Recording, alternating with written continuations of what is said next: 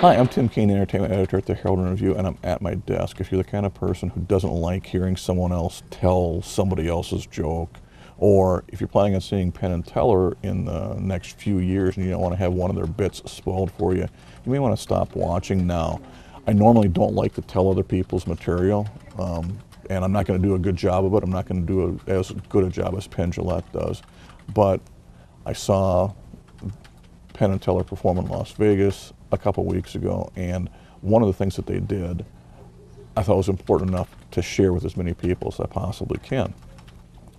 Penn and Teller started performing in Las Vegas about 10 years ago as kind of a permanent residency.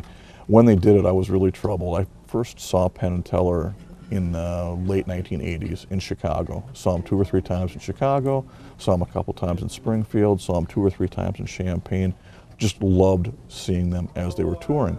They got to the point after 9/11 where they didn't want to tour anymore, and in their routine that's being done in Las Vegas now, they talk about how the main problem that they've had, or that they had, that made them want to stop touring was going through airports. They decided to stop touring as we got to the point where the TSA post 9/11 was more present in airports, pulling people out of line, doing probes, doing searches, the extra wand work, take off your shoes, open up your pants, just all the things that every one of us hate. And you can imagine how much the people who are going through four or five cities a week touring in different places, how much it just drives them nuts.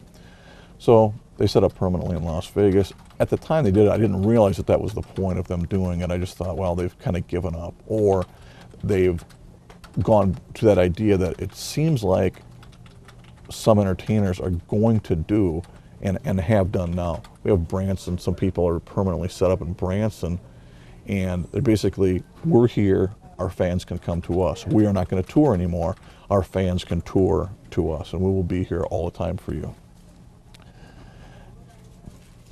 Part of the Penn and Teller act as they're talking about airports is they bring out a metal detector, one that they actually bought, one that could actually be used in airport security.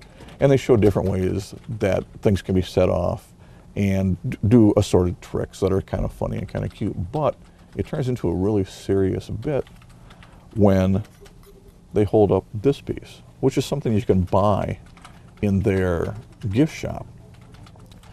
I saw it in the gift shop before the show, and what it's called is the Bill of Rights, the TSA Security Edition, and it's $5. And I thought, well, that's kind of cute. It's got the Fourth Amendment highlighted. Fourth Amendment has to deal with search and seizure. And I thought, well, that's kind of cute, that's kind of clever, but I'm not going to spend $5 on it. But the bit that they did inspired me to spend $5 on it. The piece is made out of metal and will set off a metal detector. What Penn suggested that would be a great piece of performance art, and he was exactly right about that, it would be a fantastic piece of performance art, is that you buy one of these, you put it in your pocket, you don't hide it away. You put it in your pocket and you walk through the metal detector, and when the metal detector goes off, you can pull it out of your pocket and say, yes, I want to fly, here are my rights. Because that's what you're doing when you get on a plane. You're basically surrendering your rights. Penn Jillette was much more complex and much better in his telling of the story than I was just there. That's what I got out of it.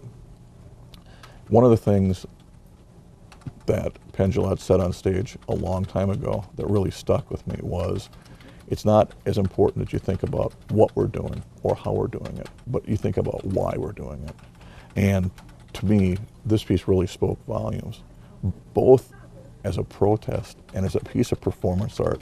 I thought it was brilliant. That was so much fun. That's why I bought this. That's why I had Penn sign it. Yeah, that is his signature, believe it or not. I wasn't as brave as I might like to think I was, because I didn't walk through security with it. I put it in my luggage because I wanted to have it to show to you. That's my story from Las Vegas. That's the one story I did bring back and I'm willing to tell. I'm Tim Kane. I'm at my desk.